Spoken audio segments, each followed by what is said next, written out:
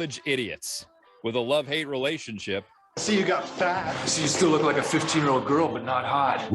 Who can't stop arguing over Oklahoma sports. You know what, man? Why am I still talking to you? Come on, we were doing good there, man.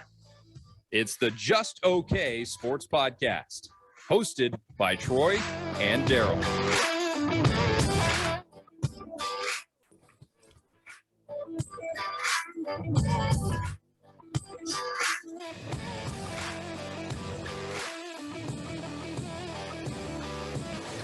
Sooner Nation, Thunder Nation, we are back. This is the Just Okay Sports Podcast. I am one of your village idiots, Daryl. I'm here with my brother, Jay Rodakis. What is going on?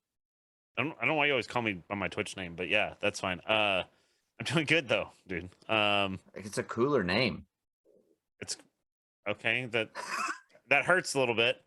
By the way, Mo's already in chat, by the way. So let's go, Mo. Mo, we see you. Much love. So, and again, shameless plug that I always do at the beginning. We live stream this on Twitch if you want to watch us do this total disaster of a podcast. Yep. We can watch it happen live. You can always go to his channel and watch it. And we also post the majority, as long as we don't screw up the recording, all on YouTube as well. So you can find us all over the place. You can also find us in podcast form. So again, if you're listening to this and don't realize we are live streaming video, it's on YouTube, but you can listen on Apple Podcasts, Spotify, all those things as well. And don't forget to like, subscribe, follow, leave us a 5-star review, please, regardless if it's average or not. Just do it, man. Just do it. Like, help us out. The stars don't cost anything. So that's exactly right. Throw them all at us. Hey, and the stars of our podcast is what got Jeremiah Cradell to come on with us, right? Hey, so yeah. And honestly, like, look, guys, let's be honest. I understand we're like a 2-star podcast, but we got 5-star heart. All right. So. Yes, 100%. I would even say we're more of a 1.5-star kind of podcast, but yes, absolutely 5-star. We're definitely like FCS level, walk on podcast level. But yeah, and we've got Nemo in the chat, by the way. So let's go. So Nemo, by the way, I have to tell you, because I think he said this on one of my streams the other day, but he said that we both have to be ready that he's going to give us a massive hug when we see him. So, like, great. Can't wait. Okay. Well, yeah, sorry. I was going to say, next week we've got to actually put on the pod and put in the Discord what time and where the Just Okay average people hangout will be before the game for a little bit. Yeah, for sure. Got to do that. But yeah, no. So it's honestly, so last week was crazy for me with work and stuff. This week has not been a whole lot better. No. But so no signs of slowing down.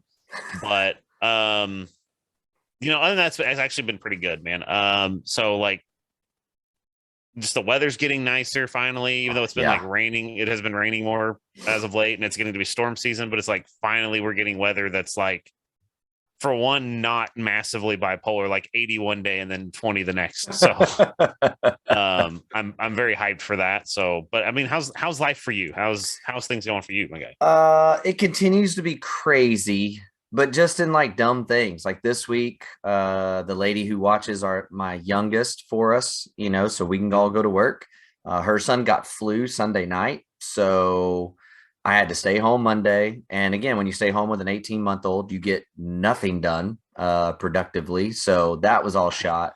Then I went to work for 2 days. I will be home with him again Thursday and Friday because my wife is running out of sick leave at school. So yeah. So that kind of stinks. And it's like the busiest time of year for me and what I do. And so that's crazy.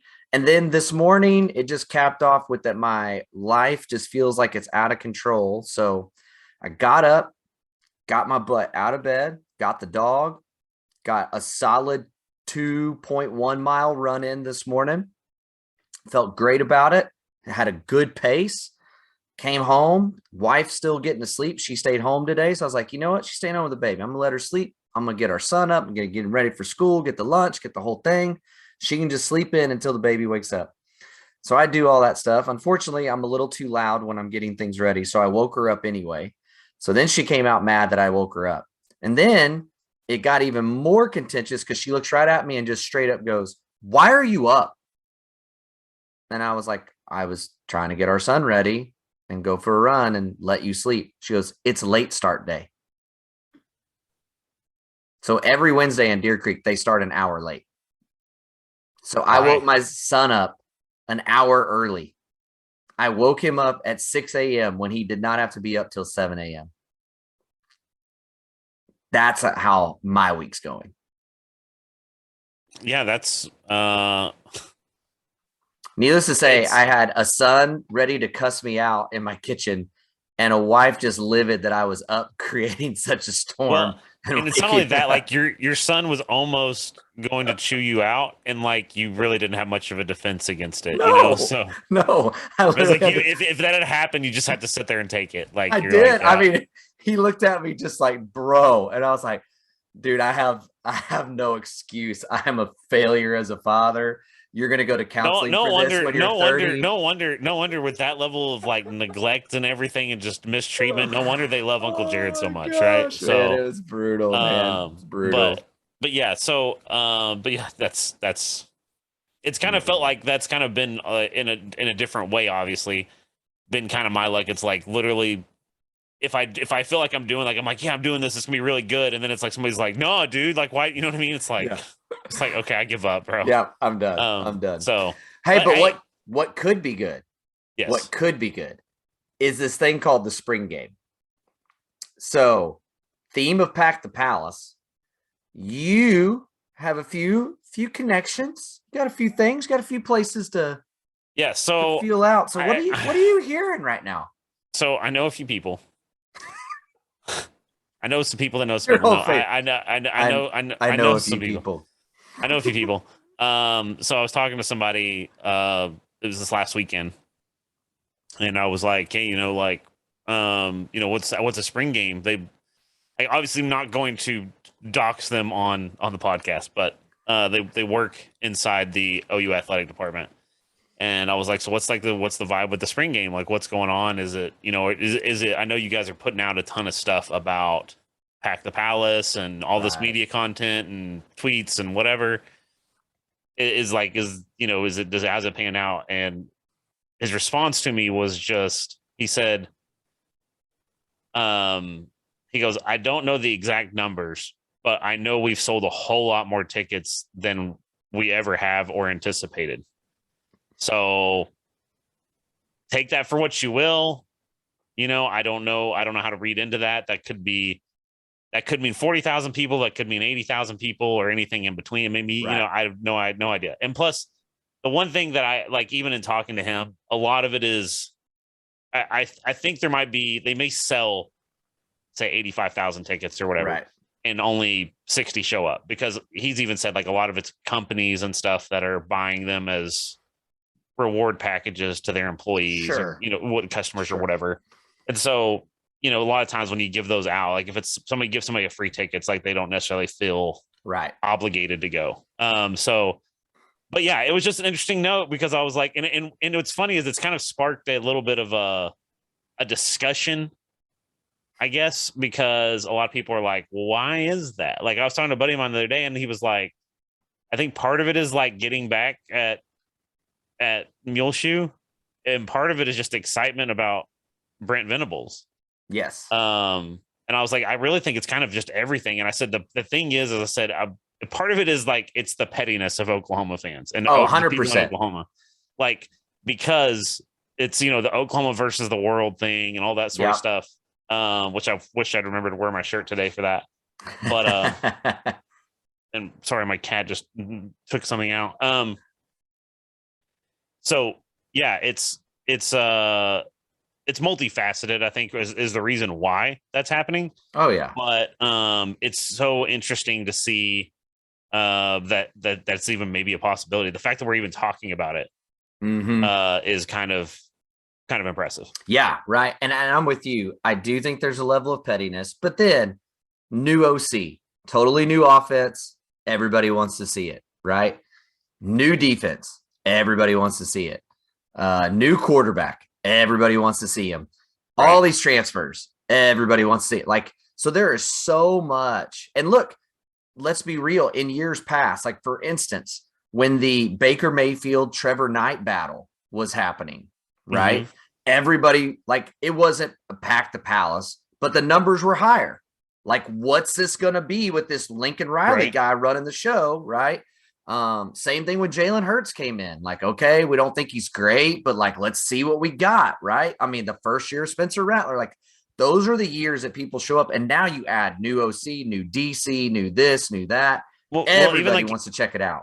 Well, and there's always something, like even last year, people showed up just to see Caleb, and the defense was supposed to be so much better, and so there was always a reason. But anyway, so again, I don't take what I'm saying and saying like, oh, J-Rod said it's going to be sold out. I have no idea.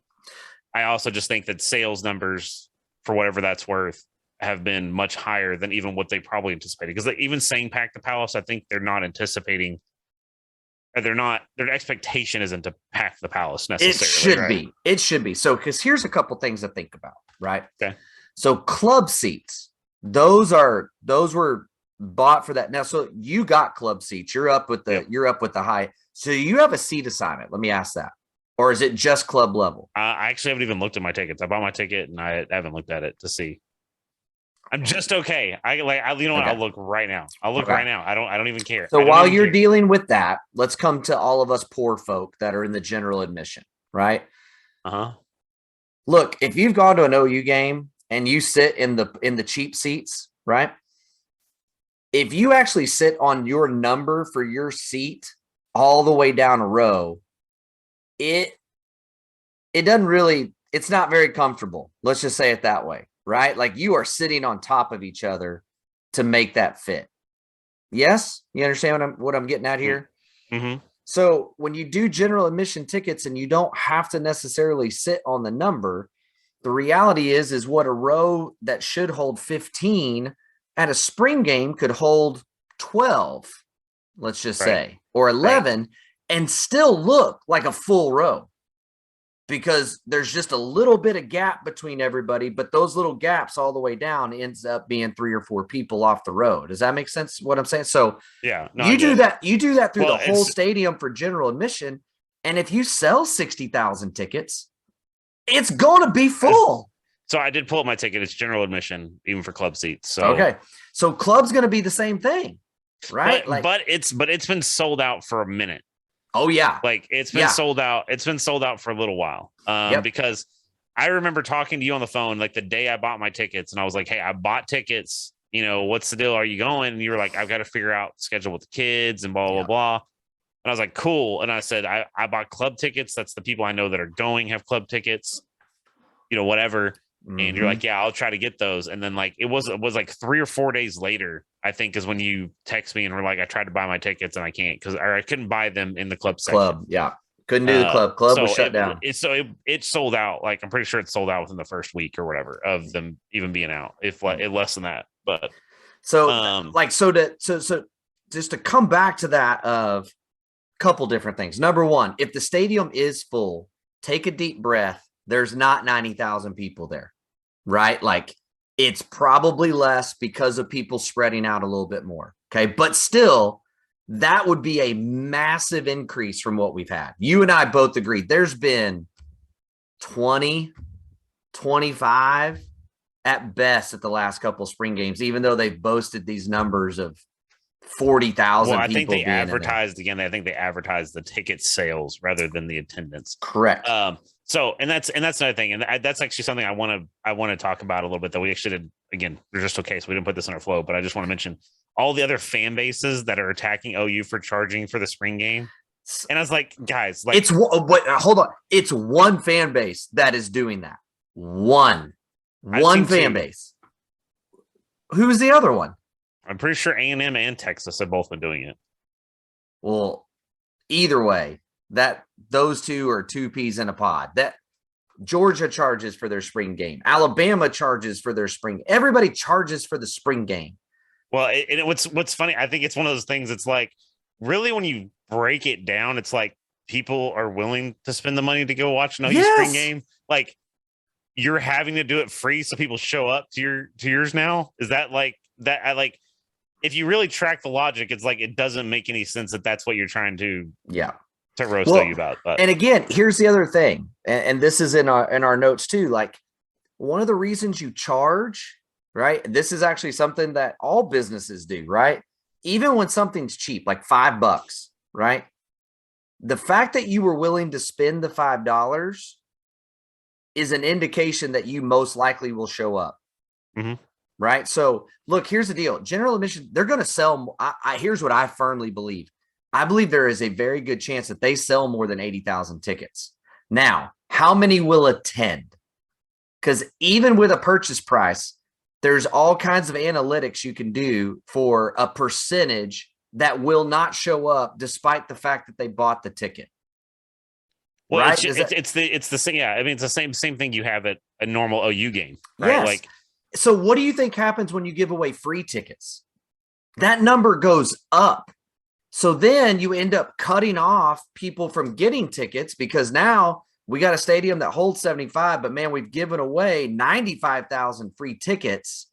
We can't do anymore. And then you show up and it's still half full, right? Like, because people go, oh yeah, I forgot I even did that. And I'm not invested in it. So look, man, like, I don't know what the numbers are based on who you've talked to. And even some people I've talked to, I think it's going to be up there. I even listened to Teddy Lehman today, driving back to the office at one point, and he said, early on, I said 50,000 would be great. If we had 50,000 attend, it'd be great. He goes, it will be more.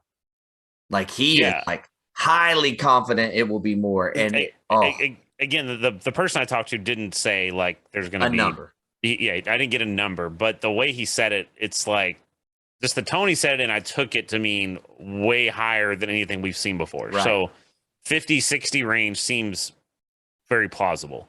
Yeah. So, I mean, I would not be like, as a matter of fact, my minimum level expectation is that the lower bowl will basically be filled, like as in covered, right? Maybe not capacity, but covered. And then it's going to look like a filled out crowd on the bottom bowl. That's the way I would say it, right? Again, understanding that if there's a row that holds 15 people, there's probably only going to be 11 or 12 in the row, right? Yeah, that's the one, like, well, not the one. One of the big knocks I have on OU Stadium is like the seats are extremely tight. I mean, yeah, but that's all stadiums, right? Like, yeah, I know it is, but they're going to do the standard. Here's what a normal body type is, and they're going to make that the space and go on. So here's the thing. Based on what you heard and the way it was said, based on some things I've heard, listening to the radio and talking to some other people that are kind of in the same camp, there is a chance that they could sell this game out. There is a chance that they could cut and say, okay, that's all we can do. So here's what we did. We bought 4 tickets today. Jared and I did. Okay. We're going to give those tickets away. We're going to do 2 sets of 2. Is that clear? Is that right? Yeah. 2 pairs of tickets are going to be given away separately. That sounded much more. Yeah, you're a streamer. It's at least I'm not in a business where I have to talk in front of people all the time. I'm sorry, I had to. Like, you left it open. I'm swinging. Mo, please put some slander in the comments against my brother right now, please, and make him read it. So yes, 2 pairs of tickets we're going to give away. Okay, The first pair. Here's what we're going to do. We want you to go to Apple Podcasts, leave a review, or leave a review would be great. We would love 5 stars, but I don't even care. You can put 2, that's whatever, but 5's better. 5's a lot better. Let me just put it this way. If you don't put 5, I'm not going to pick you. How about that? Like, that's not going to happen. So put a 5. And then in the comment, here's what we want. Baker's greatest moment at OU. Obviously, we're dedicating the statue, all that kind of stuff. And look, people, be creative.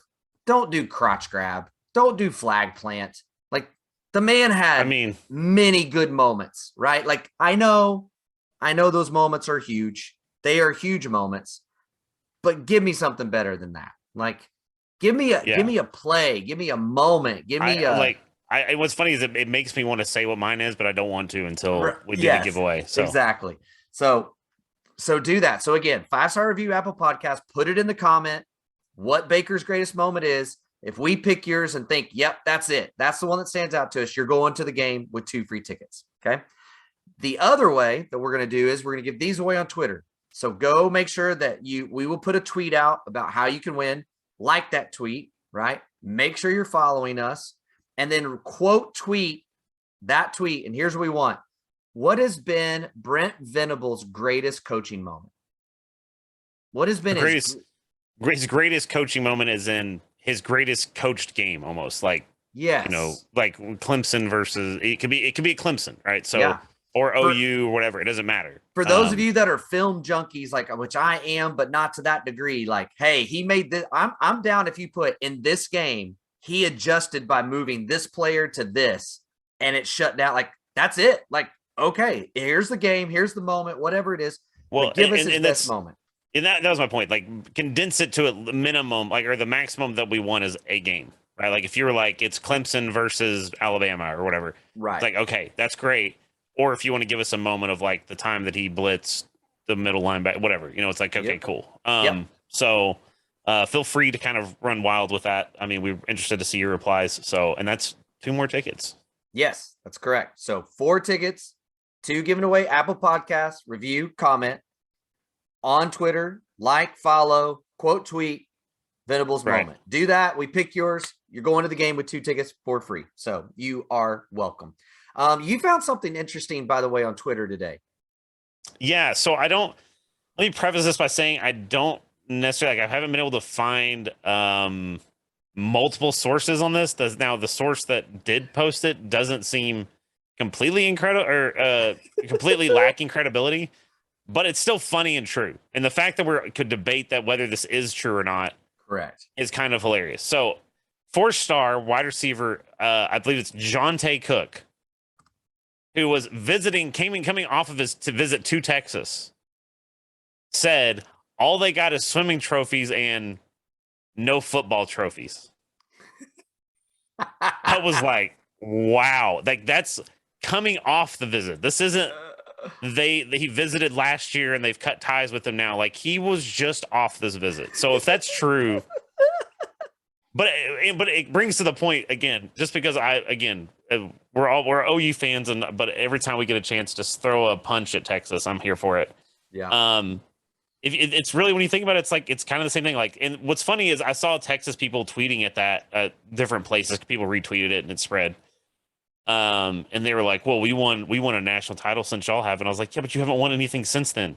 Oh, like, I'm not saying that Big 12 is equivalent to a national championship, but when you haven't even won a Big 12 in 12 years or whatever it is, 13 years now, like, these kids were 5.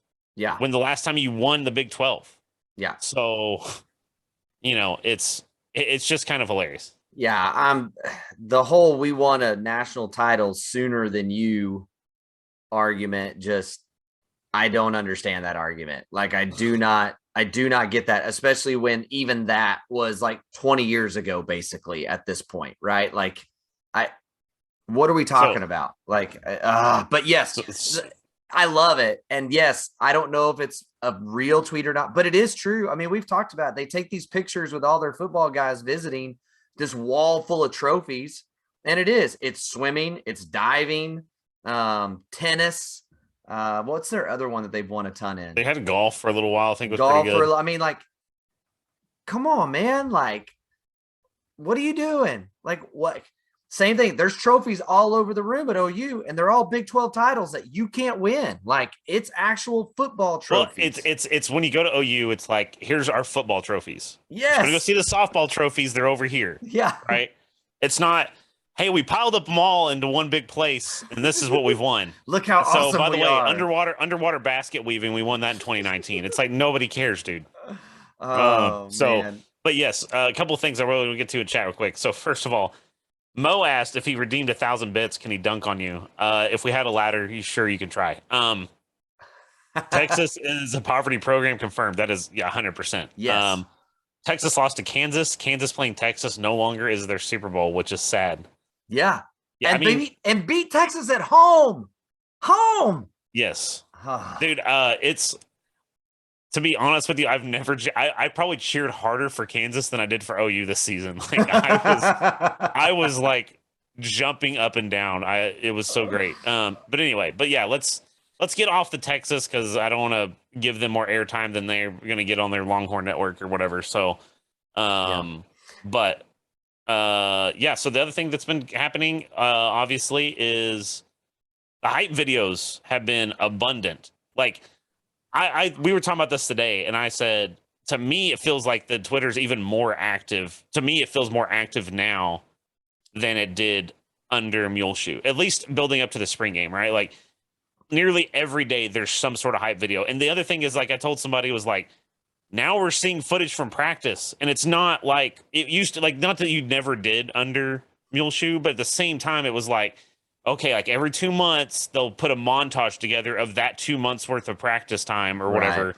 and this is what you get. And it's like, dude, like we've seen like every practice. Like Yeah. Ethan Downs was doing the he was the Sooner Instagram yeah, he was, so he was account. like, he was basically live stream, or not live streaming, but he was videoing basically the entire day, and they were showing practices. They were showing, I mean, it's incredible to see. And I it's one of those things that I guess to me it's like, and that's kind of what I wanted to ask you again, was, since we briefly talked about this, do you think that they're like doing more hype or less hype than they did in like previous years? Like, I actually think they're doing less, but here's the thing. It's more because they did more of the production hype stuff, right? They did about the same amount as far as like the really clean music, all lined up with the lyrics and the beats kind of stuff.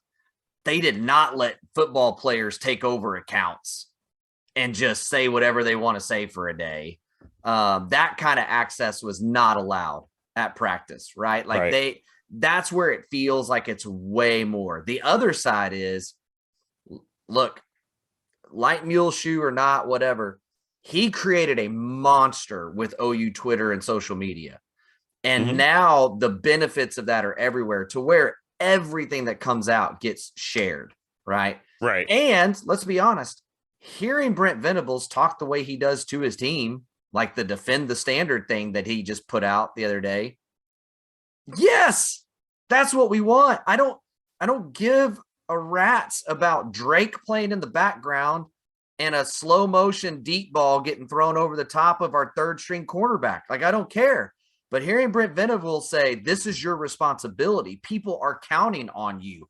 Like, you got to control what's controllable. It's like, give me that, put it in my veins. So it's sticking with us more, I think, than the glittery, glamoury stuff that was being done by Lincoln and company. Well, and it goes to the fact that, again, I've a few people that I've talked to that are also OU fans or whatever, not that they're connected, but just that are OU fans, that've been like, dude, it's like, I want to go play for him. Like I get energy, and like I feel like, like people that I know that aren't like don't get emotional about sports or whatever, like, as in they don't get angry or sad or whatever about sports. They were like, dude, I was like, I felt that, you know what I mean? And it was like, it's such a different. I think part of it is Brent Venables' kind of clear genuineness. Yes. I guess that's a word. His genuineness. Yes, that is a word. See, I speak for a living. Yeah. Congratulations. So, but it's just an insane change of culture. And so, like I said, and again, that's what again, do I know what the season's going to turn out to be, even especially for the spring game, but even after the spring game, I'm not going to be able to tell you. Right. Because I would have told you Spencer Rattler was going to be throwing dimes, and there was no way Caleb was going to see the field after the last spring game. But anyway, it's like this. I think in the long term, they've made the right hire. Like, I think this is they're on the right path. And so that is a great segue into some of our notes from spring ball, right? Some of the things that we've heard, seen. This is everything. The people that we are able to talk to and visit with, to just interviews and things you see. And look, what I love is everything now, especially since spring ball started, nothing has been shade, right? It has not been a calculated statement. Right. And yet at the same time, it does. And so, for instance, the long term of the program, how many more times do we have to hear that these practices are more physical? Right. To like realize that like it's and I said this last year, I was mad about this. I understand our depth when Marcus Major was declared ineligible. okay, that our depth was not great. I understand that. But when you go through 4 weeks of your season, not your quarterback, your running backs are wearing blue jerseys at practice because they can't get hit. I mean, I understand your depth's low, but like, are we being serious right now? And you're feeling it. And guys are just saying, like, what's how many times now? What's different? Physical. We are physical. Well, and that's the thing is we even heard that there was guys that weren't wearing blue jerseys that were, receiver catch the ball and it was like they would hit him, but they would try not to take you to the ground. It's like, well, what? Yeah. What do you just like? Are we playing two below? Like, is this backyard football? I understand to some degree, right? Like you don't want Dylan Gabriel getting hit every other snap, right? Like that makes sense. Okay, nobody's arguing that, but like you said, your running backs, your receivers, your tight ends, like why? It's a contact sport, like, and it's one of those things that I think you have to understand that it affects both sides. Yeah. Right. Because now your defense doesn't know how to hit somebody and tackle somebody correctly. And your offense doesn't know how to handle being hit or tackled or whatever. So it's just a whole different speed. So, yeah. And look, that's regardless of what you think of his schemes. What was one of the biggest issues with Mike Stoops' defenses? Tackling. Yeah. Right. What's been one of the biggest issues with Alex Grinch's defenses? Tackling. Like, well, and see, that's what's funny is it's like it showed so much because like it was like especially the first 4 games of the season, right? Mm-hmm. It's like we were whiffing, like we had no idea how to tackle, and then they kind of started putting it together through the season. Not that they were elite, but they performed better throughout the season, which I mean, some of what you expect, but it's like it kind of just felt like they got better because now they were actually hitting people in a game. Right. That's exactly what it felt like. That's exactly what it felt like. But yeah, man, I'm with you. Like when you breed a culture, and look, please hear me.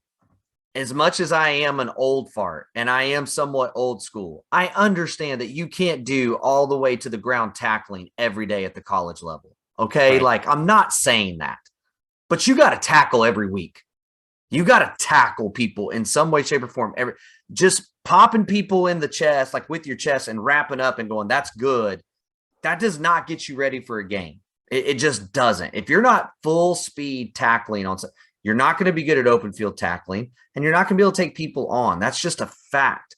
And so I'm excited, not to say that the defense is going to lead the Big 12 or anything, but I do believe this. I do believe without a shadow of a doubt, we will see better tackling. I also think that we will see better offensive line play because when you run a practice that is actually physical, it makes your linemen actually block. It makes your defensive linemen actually get into your offensive linemen, right? Like, well, and instead of playing patty cake with each other. And to that point, again, so many facets to this we could go around, but it's like, again, look at when this O-line struggled, like in the last three or probably 3 seasons, right? Like I think about 4 seasons ago is when you had Samia and all those guys. Yeah. But since then, it's like they struggled against physical defensive lines and physical defenses. Like that was clearly their kryptonite, right? Like if there was a more finesse or whatever style defense that was really good, that had great stats, they could a lot of times handle them okay. Yep. So it's definitely so many things that could improve, and I think that's one thing that they're doing is, like you said,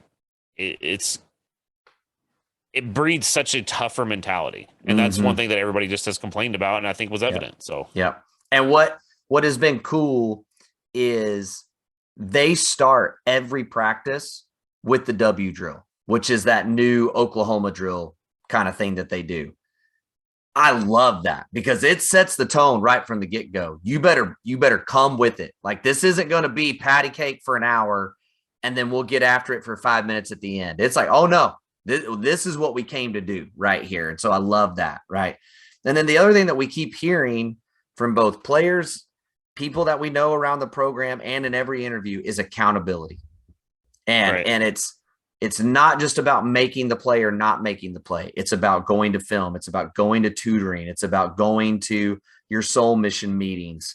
It's all that combined. And again, I know for a fact that they had systems in place under Riley to hold guys accountable, but something obviously slipped. There was like, it's like they had these systems of team accountability, and yet there was no accountability on the accountability almost. If that makes any sense at all, what I'm trying to say there, right? Yeah. I mean, you have to have grand oversight, right? Like you can have oversight, but you have to have, who watched the Guardian kind of thing or whatever. It's like you kind of have to, if the coaches don't care, it's really hard for a player to care. It's the same thing. I mean, we can get into it with management or whatever. Like doesn't matter if my boss cares. If his boss doesn't care, then everything under that falls apart, right? And so that's kind of what it felt like, because again, some of the things that we knew and some of the people that we talked to, it was like a lot of the players really did care.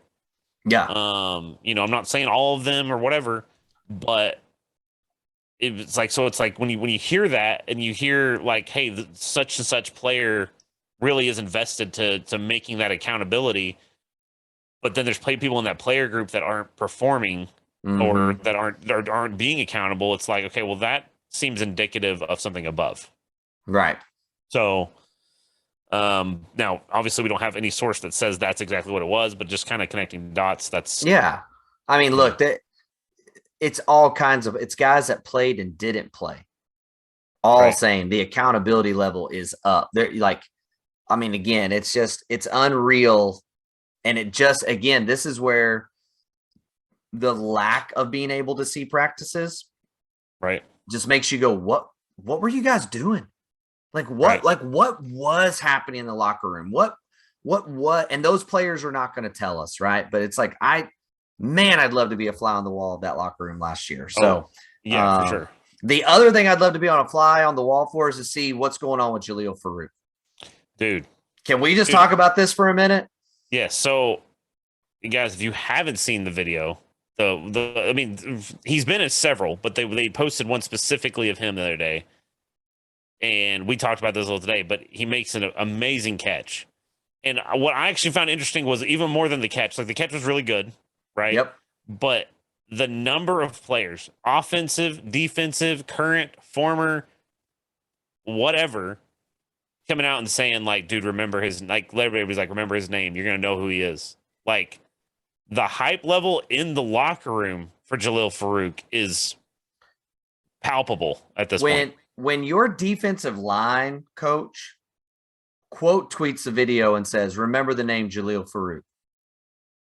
I mean, do I need to say anything else? Not the DB coach, not the wide receiver coach, not the offensive coordinator. The D-line coach. The D-line coach is saying, watch out for this guy. Like, you need to know who this is. Yeah. And to that point, it's like, to me, it's also like, how was he not getting utilized more last year? Yeah. Right? Like when he was in the Alamo Bowl, right? He played a little bit in the Alamo Bowl. Or no, was it the Big 12 game? No, Alamo Bowl. It was against Oregon because, I remember the first ball he caught because I didn't know who he was. He hadn't played all year, and I forgot what number he was. Yeah. And as soon as he touched the ball, I went, holy crap, who is that? And I remember I told you, I thought it was Travion West because that's a guy we've been told has speed for days. And the amount of juice he had coming across the middle. And then I was like, oh, that's Farouk. I was like, holy crap. He's way better than I thought he was. Yeah, I'm excited to see him. That's somebody that I'll have my eyes on at the spring game. But especially going into the season, if he keeps that trajectory, and this isn't to take away, and that's what's kind of crazy is when you start breaking it down. Like Weiss looks like he's returned to form, right? Like the videos that they posted, again, it's hard to say, but the videos they posted, he looks like he's going up and grabbing the ball out of people's hands. Mm-hmm. And Stoops has obviously been in. I mean, Stoops is going to give you what Stoops gives you, right? and even like there was even videos of I can't even think of the new tight end's name. Caden Helms, Yes, like there's even been videos of him. I mean, there's Llewellyn's just been in a few. Yeah. I mean, there's some talent on this team that yeah, man, I like if Look, they can put it together. Look, let's break it down. We know Marvin Mims is a superstar. Period. That dude is an NFL wide receiver. Period. Right. Okay. Yeah, I didn't even mention Marvin Mims. Yeah. Everything that's been put on the podcast on the prairie, which is Jeremiah Hall and Braden Willis especially, he won't stop talking about how dominant Theo Weiss was before the season last year until he got hurt. Like he's talking about like how he was just dominating. So if that's true, you got him. If what we're hearing about Jaleel Farouk is even somewhat true, you got him. You know Drake Stoops is going to be in the right place at the right time and catch everything thrown to him, right? And then another guy that stepped up at the end of last year and made some incredible plays is Brian Darby, right? And then the only wide receiver to get Cale Gundy's attention so far of all your new guys, your transfers and everybody, who's really stepped up to you? Jaden Gibson, who I continue to say is if he stays healthy, he's going to be a superstar. And here's what's funny. So and Nemo kind of pointed this out. Braden Willis today, he was the clip today, and that was okay. So can we talk about that real quick? Because not only was the catch amazing, 2 feet, but the throw was pretty good too. Oh, throw his money ball. So it's like, man, keep pump that in my veins. Well, and you and I talked about this too. The Jaleel Farouk catch that they put on. Woody Washington's in great coverage. I mean, that ball's where Dylan Gabriel throws it is the only place he can throw that ball and it not be knocked down or intercepted.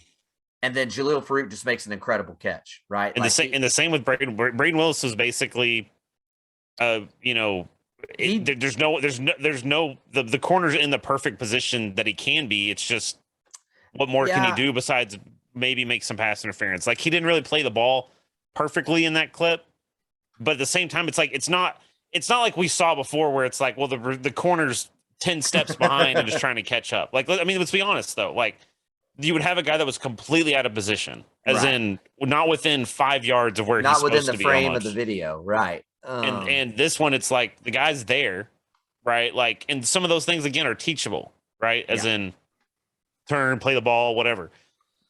So man, don't go back to that. But still, the catch, the throw, executed amazingly well. So I'm pretty hyped. Yeah. And then the other name that continues to come up from spring ball, and you continue to see him coming up in video after video, is Kenai Walker, man. Yes. I don't know.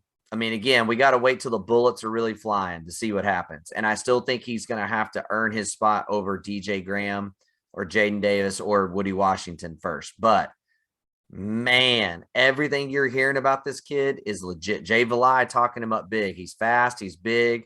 Now we got to get him just to play overly physical. Dude, 6'1", 200-pound corners. I'll take them all day. Yeah. I'll take them all day if they can run.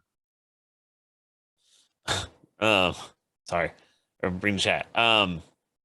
What does it say? Don't keep it to yourself. Well, it's I want to mention it when we get to past our next segment. Oh, I got you. I got you. But yeah, I mean, it's definitely. He's impressed, and again, it's a name that you're hearing a lot of. So. We haven't really talked about the defense, but it's like, dude, there's a lot of guys that it's like, dude, I want to see what Stutzman and Downs are going to look like after an offseason under Smitty. And that's just two guys I can think of, but I mean, there's a ton. Kobe McKenzie, dude, I want to know what Kobe McKenzie is going to look like. The kid looked like a NFL linebacker out of high school, like walking onto the OU field from his high school. He was looking like an NFL quarterback or linebacker. Sorry, and corner linebacker. Yeah. So he looked. He's just huge. Is an animal. It's like, dude, what is he going to look like with Smitty just right hammering him. Right. But the bigger thing, even with all those guys, like, look, build an athleticism. Even right now, not worried about Stutzman. Build an athleticism, not worried about that with Deshaun White.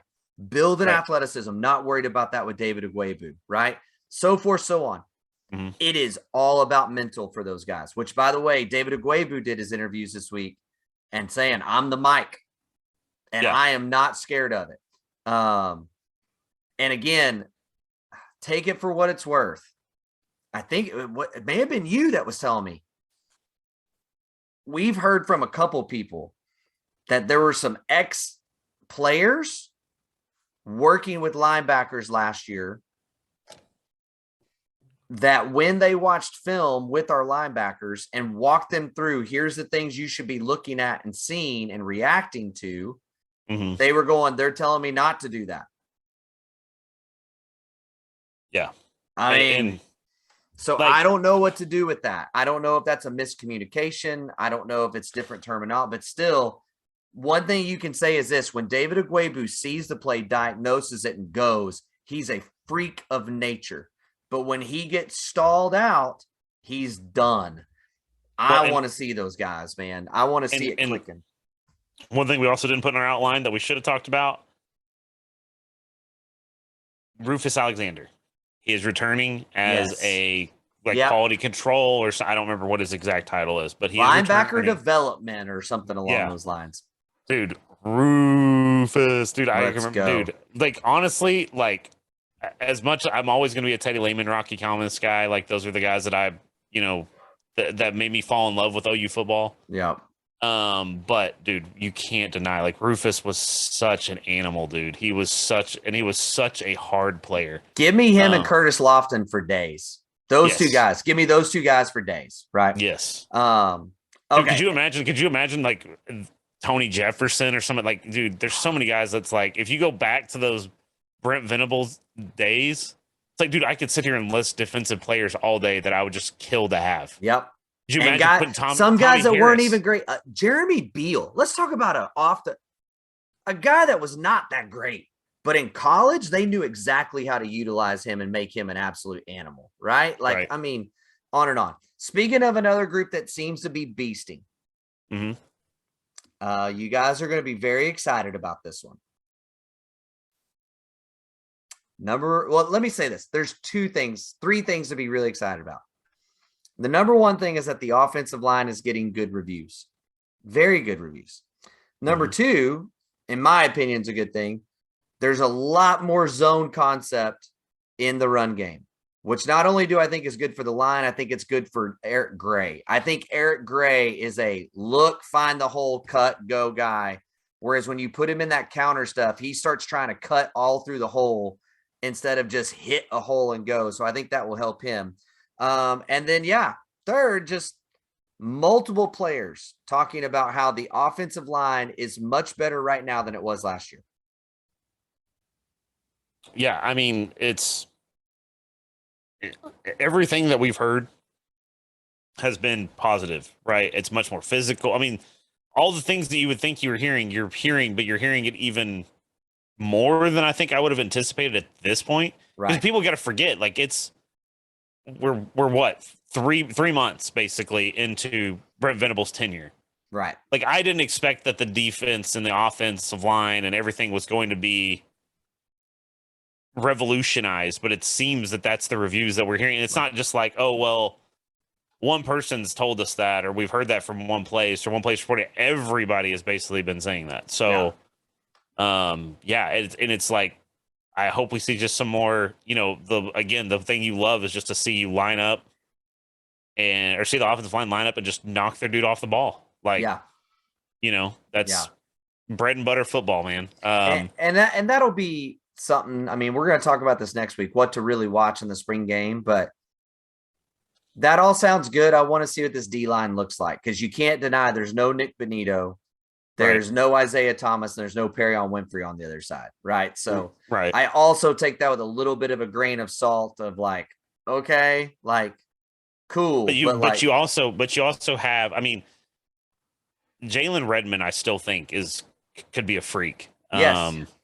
and somebody like Corey Roberson. I mean, I could go on about guys that I feel like have the potential, especially again, guys that under Grinch I shouldn't even say under Grinch, under Grinch and Wiley. I'll put it that way. I felt like had a chance to be good. I feel like have a chance to be great under Brent Venables and Schmitty. Yeah. So it's going to be interesting. I think you're going to have a lot of, I mean, and watch it like again. And I think something, I don't know if we talked about last week, maybe it was we did talk about last week about Chavis, where he was like, I want alpha, or I want predators. Predators, not prey.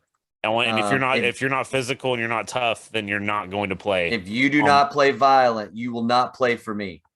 Yeah. Oh, I like how you deepen your voice for that, but his voice, dude, is so deep though. Like even when he's just doing like his press conference, he's like, "Hey, Bob." Yeah, like and he's like such a goofy dude too. Is what's kind of funny about it. He's a he was like, hey, dude, me and my wife were watching football the other day. It was like punt coverage. And I was like, what? My wife and I watch film, and I'm trying to. You don't just run down there. You got a job to do. I was like, babe, like, oh my gosh. I was just like, and then he's got his big old chaw at practice. Yeah. You are gonna play for me. Hey, he reminds me. I don't know if you remember, but we both had a coach that was notorious for that. Coach pedigree, baby. Yes, heck dude. Yeah. I love that guy. His peach, it's peach tobacco. Here's what's funny about that is he still lives around here. And I don't know if you knew this, but he owns like 500 rent houses or something insane. The dude's like a millionaire. Literally told me, like I saw him, it was a couple years ago at this point, but I ran into him and he was like, yeah, he's like, I have a giant shop out wherever and it's just filled with Challengers and Chargers. Because he's always been a Dodge guy. And he's like, I need to build a bigger one because I want more. I was like, good Lord, coach. Like you went from being a poor Oklahoma paid teacher / coach to a millionaire. Hey, what am I doing with my life? I know, right? Same here. But no, I love that guy. Speaking of a guy that did not do well for himself, shift gears out of spring ball now. Let's look at kind of the conference as a whole. Bob Bowlsby is stepping down as Big 12 commissioner. Stepping away. Stepping away. That was the quote from the Big 12 was he's stepping away, which is like still will have a role within the Big 12. He's going to take another. I don't even know where to start with this. Let me start. I got a rant right here. Why the crap did this take so long? Why are we just now making this move? I am beyond pissed about this. Not because I like Bob Bowlsby, because I don't. But here's what I also don't like. I freaking don't like the SEC. I am happy about the paycheck. I'm happy about the venues. I'm happy about the more competitive stuff. But if you actually had a commissioner on the Big 12 who gave a crap about his job and his conference, the Big 12 would still be together. You would have added 4 teams like 6 years ago to this whole deal, and we'd still be playing Big 12 football, and it would be better brand of football than what everybody says it is. But everybody wrote the Big 12 off the minute that we lost all the teams and you didn't replace anything. Everybody knew the Big 12 was going to die. They saw it then, and Bowlsby did nothing to solidify it. I will never chant SEC. I will not do it other than if we beat Alabama, I will chant SEC. And now I'm stuck with this freaking SEC propaganda crap because of Bob Bowlsby. And now that it's a done deal, you know what? I don't think he's doing a great job. Let's move him to a different position. That's where I'm at. Okay, here's oh. So to recap, because I have a lot of friends that are OSU fans, Texas fans, or not Texas fans, OSU fans, or even Kansas fans, whatever, other fan bases besides OU and Texas in the Big 12. And what's funny is they all are like, it's OU and Texas's fault they're leaving the Big 12. I was like, dude, OU and Texas have been begging for expansion for basically a decade. For real expansion. Like, no offense to TCU and West Virginia, but it's like they're not the quality, or they're not. Yeah. They don't bring enough to the table to replace, to be as painful as this coming out of my mouth, as an A&M and even a Mizzou to some degree, right? Like you keep losing these schools, and Colorado, Nebraska. Like Nebraska, obviously, as far as football, they're not a powerhouse anymore.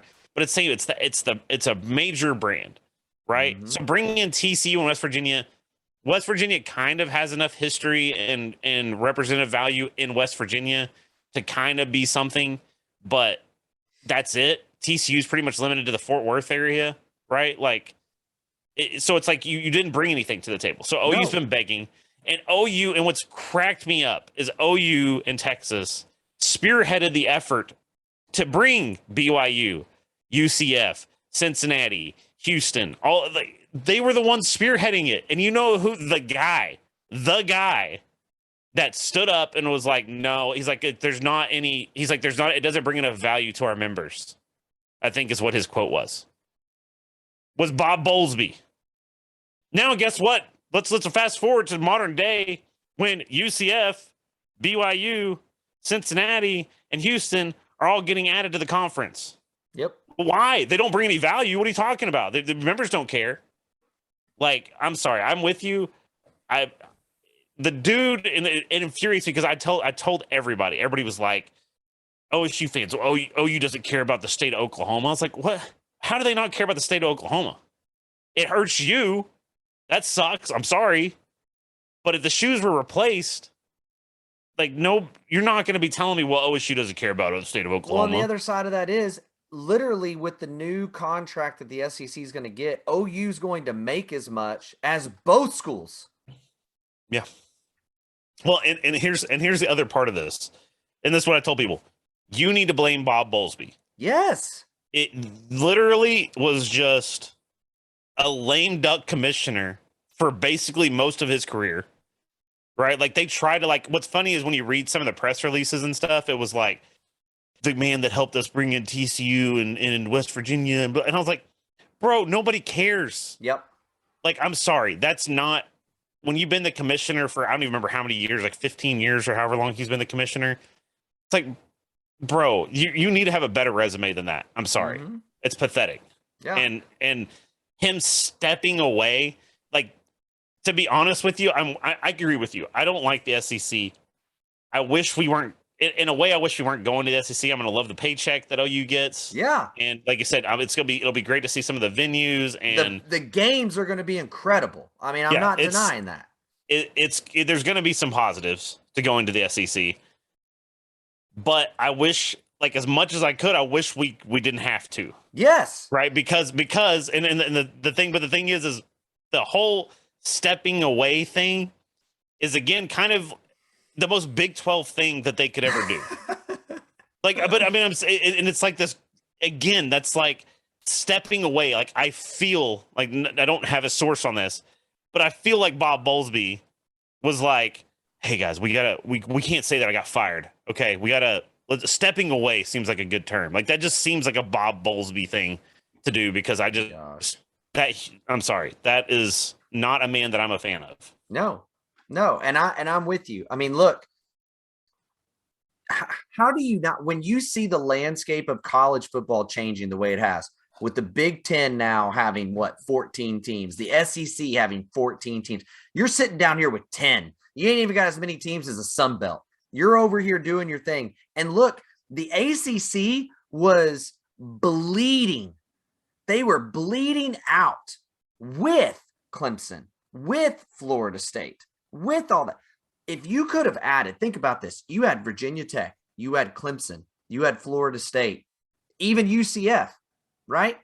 Now you literally have a footprint down the entire East Coast. State of Florida, South Carolina, Virginia. You got all that into your blueprint now. And it was right there for the taking, because the Big 12 was making way more money than the ACC. And you would have been stealing the cash cows of the SEC or the ACC into your division. But do we make a move on that? No, even though their grant of rights were right there. It was right there in front of you to go grab them. They didn't even attempt. You don't even attempt to bring in Florida State, Clemson, and an arrival with West Virginia to create a rivalry game. South Carolina, Florida, make that your rivalry game. Heck, bring Miami out of the, like, you could have brought all those out of there. You could have brought 4 to 6 teams out of that ACC. And even if you pulled two, say you pulled two, good to go. Any two of those would have made the Big 12 a quality conference. And then you know what again. happens? The narrative that the Big 12 sucks shifts to the ACC now, because now the ACC is in the same position the Big 12 was when everybody left, which was, man, it's just a matter of time. Look, the Pac-12 hasn't made close to as much money as the Big 12. But again, you don't make a move for Arizona State. You don't do anything. You just sit there. And so, yes, this drives me nuts. We've been on it way too. Bob Bowlsby does not deserve to have his name said this many times for this long whatsoever. Good riddance. Thanks for ruining my childhood. No more Big 12. We're going to the SEC, where now I got to sit here and podcast every week and explain to people that there are lots of average teams in the SEC, and that the team that went 6 in the conference is not a college football playoff team that just happened to lose to Georgia and Alabama. Thanks, Bob. Yeah. So ridiculous. So moving on, and I want to grab this one from you, because Mo did ask me, and this brings me to a point. When is ESPN going to start televising some OU softball? He asked me for my Bally. He's like, do you have Bally Sports? Can I borrow it? Because that's the only way to watch it, or Flow, or whatever the other one is. It's like, I'm sorry. Like, I understand that softball's not for everybody, whatever. Right.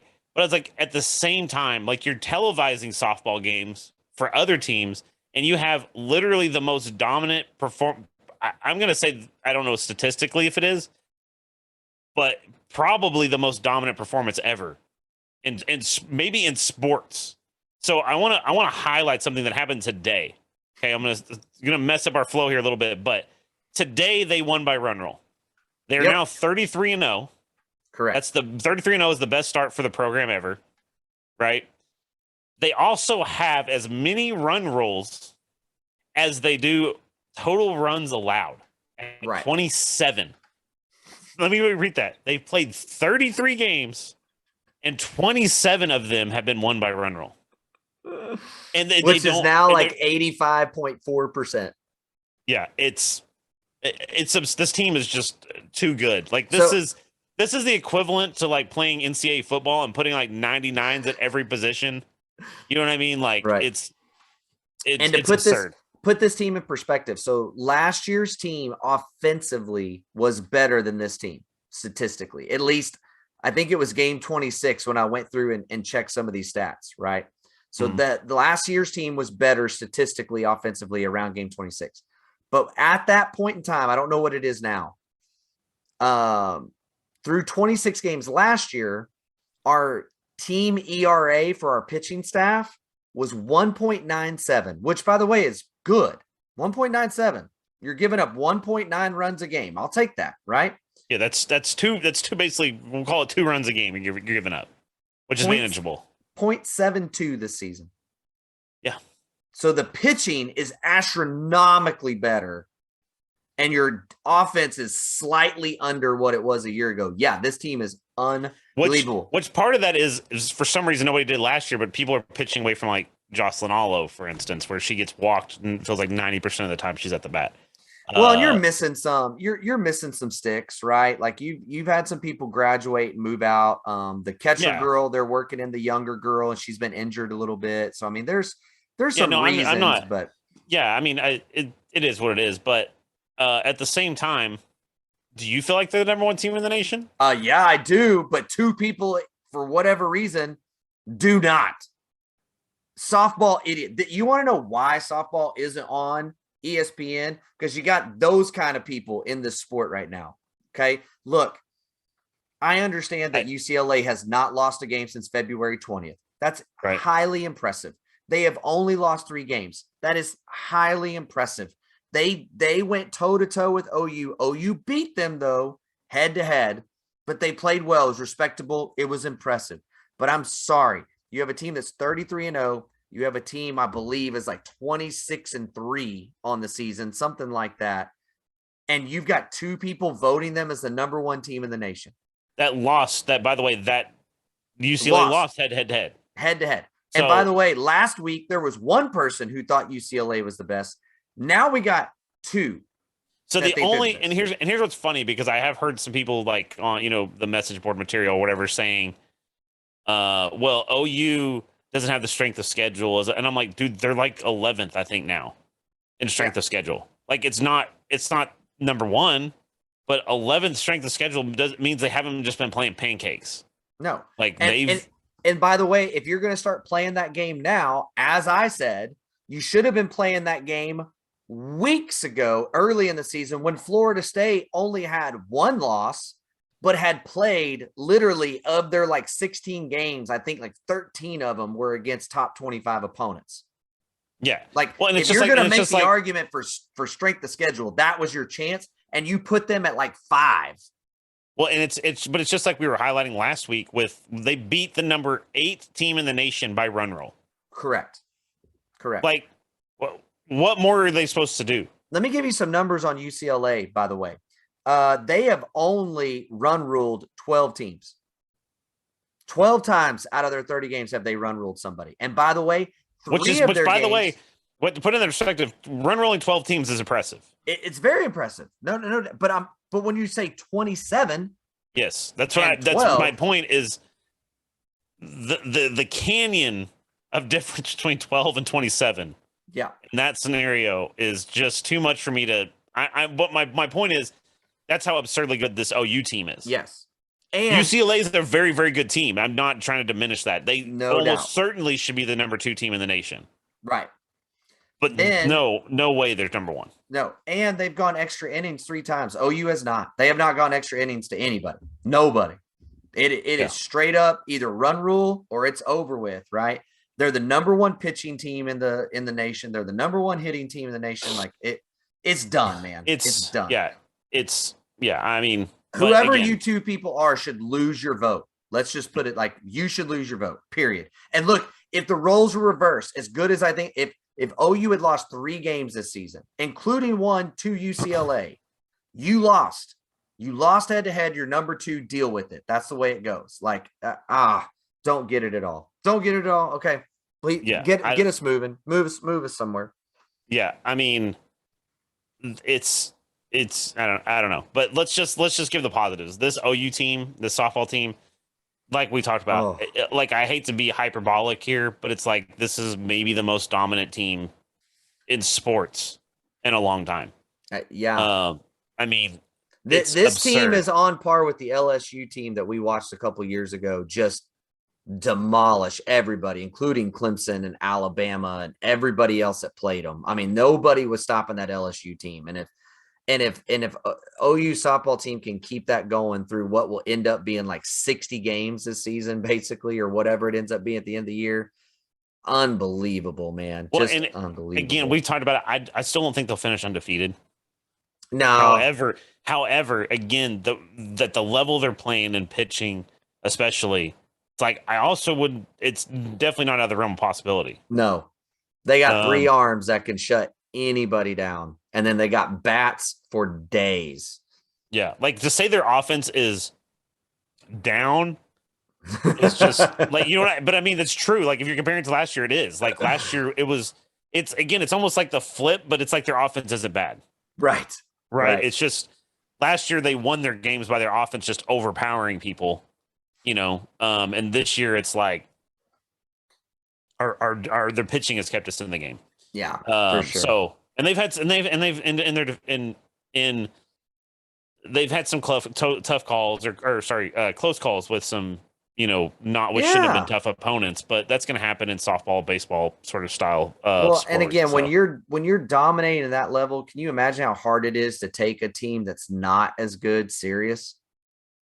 When you've already played 33 games and you're just run ruling everybody, and all of a sudden you look up and you're like, oh, we're playing UAB. You know what I mean? Like it's a different thing when you play somebody great. But anyway, speaking of great play, did you watch the finals game of March Madness? Bro, what a game. Okay, so I didn't watch the first half. I actually went and saw Morbius on Monday night. Oh, yes. I went and saw Morbius. And when I got out, it was about halftime. So I remember on the way home, I was actually listening to, I think the franchise or something, and they were kind of talking about, whatever. And they said, and because I couldn't find, for whatever reason, I couldn't find a station that had the broadcast, which it was at halftime, right? Right. And I'm literally like 5 minutes from home, and they go, well, Kansas is down 15. We'll see if they can try to make this some sort of game. And I was like, okay, whatever. And I was like, so, UNC won, cool, whatever. And I remember I got home, like got myself a cup of water or whatever, and I came and sat down, turned the TV on, and it was like at that. I think when I turned it on, they were down 6, and I was like, okay, like maybe they got a little bit of run, whatever. And then it was like felt like it was tied up for like the last quarter of the game, like it was just insane. Yeah. So what a game! Unbelievable. And like you couldn't almost write it because like I don't know, like there was the ending which they ended up still losing, but Kansas basically had to inbound the ball. Yeah. And they win, and they inbound it, and the guy steps out of bounds. And I was like, dude, this is gonna be, they were down 3, so I was like, if somebody can just throw up a shot, right? And Manic had been former OU player. Manic had actually drilled a few. Yeah. And so I was like, okay, like get Manic the ball or whatever. And Manic ended up on the last play getting knocked down or tripping or whatever. Yeah. So obviously they didn't win, but what a freaking game, dude. That has got to be one of the best. For one, there's so many storylines to that. Oh, right? Man. There's so many storylines with all the UNC stuff going on and blah, blah. It's just insane. First year coach. Yeah. All that stuff. And then you have the absolute just mania of the game itself. So yeah, I see you up there looking at chat. What's going on in the chat? Oh, I just people were saying Nemo said I slept through it. Wonder if I can find a replay. I'm sure you can. But and also Nemo also pointed out, he said you definitely need to listen to the pod on the prairie. Grace Lyons was on it and it was awesome. Oh heck yeah. Yeah, I'll definitely check that out. Which, by the way, is also the sweetheart of one Mr. Michael Turk as well. Miss Lyons is. I had a ridiculous Sunday where I was up at like 4 a.m. and up super late that night. So I was exhausted Monday night and turned on the game, was all like, I'm in it to win it. I'm watching this game. Kansas goes up like 8-0 or something crazy to start the game. And I was like, dang, here they go. And I'd picked them to win. So I thought they might run away with it. I'm like you, I fell asleep and I woke up at the halftime report. So I went to sleep with them up 8 and then I woke up with them down 15. I was like, holy cow. This game might be over. And then they just, almost instantly tied it to start the second half, which was crazy. And by the way, in the first half, which you didn't get to see, Manic, dude, I need to understand what the levels of concussion protocol are and why they are so vastly different for things like basketball or soccer or baseball compared to football. Because Manic took a shot, bro, and it is pretty dang clear, in my opinion, that when he took this shot to the head, his legs turned to rubber. And then for the next 2 minutes, you can see him he's opening his eyes real wide and closing and open, trying to get his focus back. Never once comes out of the game. UNC's new team doctor, Tom Herman. Oh, wow. Wow. That was good.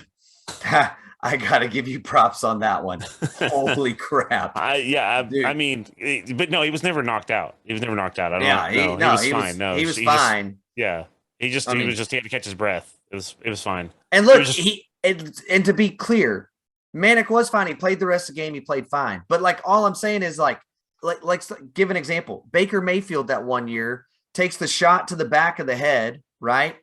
And then goes the rest of the half, goes 9 for 9 to finish the half, throwing the ball, running all around, goes in at halftime, says, hey, my head hurts a little bit. They take his helmet from him and they don't let him play. And then Trevor Knight tries to win a freaking underdog bet by giving the game away. And thank you, Stephen Parker, for saving the day. Dude, I just want to say, most miserable game I've ever been at in my entire life. Shout out to my boy Scotty. Got us tickets. We go to the game, sitting in the student section by all the the athletes that are there and all that. Cold, just Yep. freezing cold, right? College kids, so we've got I probably shouldn't admit this. We have bags of bourbon that we bought because we were like, we got to get something to be warm. And of course, Trevor Knight's family is sitting right next to us, basically. Oh no. And people were I felt so bad because I knew who they were. And people were chanting because, like you said, Trevor tried to give it away. But anyways, let's get past the bad memories. Anyway, so March Madness was great. Even the Final Four game, UNC Duke, that's a classic. I mean, that goes down as like a top 10. That was like they said. I don't remember what. Like it was like it's been like 28 years or something since they've met in the Final Four or something. Crazy, No, they have never met in the tournament ever. Oh, in the tournament, okay. They had never played each other in the tournament. But what it was crazy was because they're always in the same. They're usually in the same bracket. Is like the problem is like right. UNC and Duke are always in the same bracket, so one of them gets knocked out and doesn't play the other. Like statistically, it's pretty improbable. Sure. But what was crazy was, so Coach K's first loss as a coach, UNC, his last loss as a coach, UNC, and that loss netted the Coach K era at 50 games of wins and 50 game losses in all the years he coached there against UNC. Like, that's how nutty nuts. Was that, man? Like, just nuts. So, all right, man, that's the sports stuff. Yeah. And by the way, Nemo, that was the TCU game we were talking about. Yeah. So, so we got through the sports stuff. So, but there has been a lot of stuff happening in the media world. I don't know entertainment. Entertainment, yeah. Yeah. So Moon Knight's come out. There's 2 episodes out, and as of today, the second episode dropped today. I've seen it. I believe you haven't. I have not seen the second one. I saw the first one. So what did you think of the first one? It kind of reminded me of WandaVision a little bit. Like, I was very intrigued and I liked it, but it was slow. You don't really know what's going on, but you kind of know what's going on. And so it just kind of leaves you hanging for episode 2. Because I like, to be clear, I'm not a huge comic book guy, but I know zero about the whole Moon Knight idea, story, and everything. I know a little bit. Like, I didn't know much. Nothing. But I would say the second one is like a huge, like, there's a lot. You get a lot of information in episode 2. I was gonna say, it feels like WandaVision that, like, episode 1 was cool, and I was like, I like this. I have no idea what's happening. And then, like, and episode 2 was just like, and it was like, holy crap. Yeah, so this the same with this. Like, you by the end of the episode, you have a much better understanding of I'm trying not to spoil this for people who haven't seen any of them. You have a much better understanding of, like, that whole situation, basically. Yeah. So it's going to be interesting to see. I think it's been phenomenal. The Halo series, which I've, again, massive Halo Spartan nerd guy. How's it been? It's not been bad. I like it. No, like, here's the thing. I like it so far, but it's been 2 episodes. The problem that I think a lot of people have had is it's kind of in a weird spot, and this kind of worries me that it'll stay this place. But it's like, you have the hardcore people that have read the books and played every game and blah, blah, and know all the canon and lore and everything. And some of it doesn't really fit with that. Like, some of it's like canonically not the most fitting or whatever. Sure. So it's kind of like we're trying to, like, you're kind of trying to figure out what's going on. So that's part of it. But then, like, newer people don't have really, like, they haven't really given you as much information probably to understand what's going on. Like, if you've never played Halo, you're probably like, what is all, like, what's going on? Who are these people? You know what I mean? Like, it's kind of a little bit, but it's like kind of spoon feeding you that. Right. So it's kind of like in that weird spot. So I think it's good. It's 2 episodes. A new one comes out tomorrow, I think. But it's like, at the same time, and like the other thing is, in this, I guess, spoiler alert, they show John 117, Spartan Master Chief. They show his face, and they show all the Spartans' faces, which in the games you never have seen his face. Right. That's been a point, is that they've never shown his face. Yeah. See, it was funny. Tal was telling me that. He's like, they show his face. Like, yeah. So he hasn't seen it, but he heard it somewhere. He's like, Dad, they show his face. I was like, well, and okay, man. Like there's things that kind of, like, I told people, like, so there was a show that was made a couple years ago called Forward Unto Dawn that had Spartans in it. That was a Halo show, blah blah. It was like supposed to be one of the first. It was actually supposed to be the first contact with the Covenant, which is the alien race you fight in Halo.